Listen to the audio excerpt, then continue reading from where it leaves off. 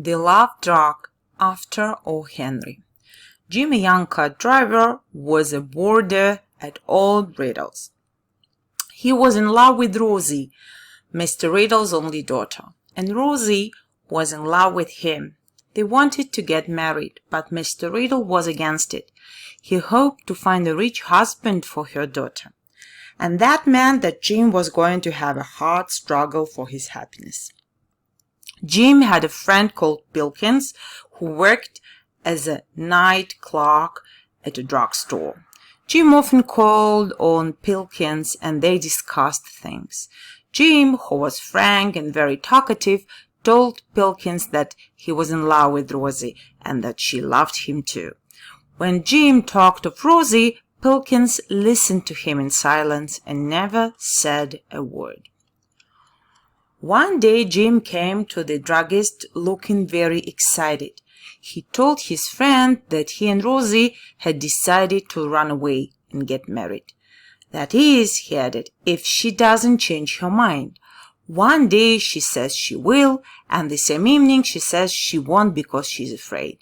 I see, said Pilkins. We have agreed on tonight, but it is 5 hours yet till the time, and I'm afraid that she will change her mind again. Jim stopped and looked at Pilkins. But you can help me, he added, finishing his story. I don't see how, said Pilkins.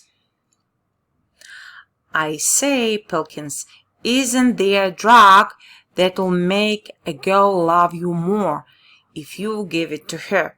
I think that if I have such a drug to give Rosie when I see her at supper tonight, it may give her courage, and she will keep her promise and run away with me. I'm ready to pay for it, even if it costs all the money I have. When is this foolishness taking place? Asked Pilkins gloomily. At 10 o'clock. Supper is at 7. At 9, Rosie goes to bed, pretending to have a headache. At 10, I go under her window and help her to get down the fire escape. Make up the powder, Pilkins, will you? I'll try, said Pilkins. He went behind his desk. There he crushed 2 tablets into a powder. Each tablet contained 1/4 of a grain of morphia. He wrapped the powder in white paper. This, he said to himself, will make Rosie sleep for several hours. He handed the powder to Jim, telling him to give it to Rosie with water, and received his heartiest thanks. When Jim had gone, Pilkins, who was secretly in love with Rosie too, ran to Mr. Riddle and told the old man that Jim and Rosie were going to elope that night. Can I do anything for you, sir? He asked politely. Shall I call the police? No, said Mr. Riddle briefly. The villain. My room is just above Rosie's. I'll go there myself after supper, load my gun and wait. If he comes under Rosie's window, he'll need a doctor, not a policeman. You can be sure of that. Pilkins went home. All night he waited for the news of the tragedy, but none came. At 8 o'clock in the morning, when it was the day clerk's turn to start work, Pilkins went hurriedly to Mr. Riddle. He hoped to learn about his rival's death.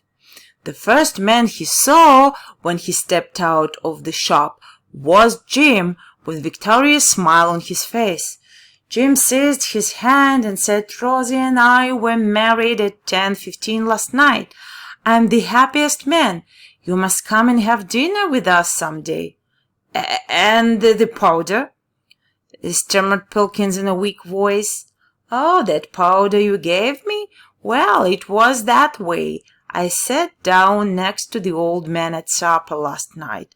I looked at Rosie and said to myself, don't play any tricks on that girl. She loves you without any powder. Then I looked at her father and thought, here's the man you should take care of. So I waited for my chance and put the powder in old Riddle's coffee. See?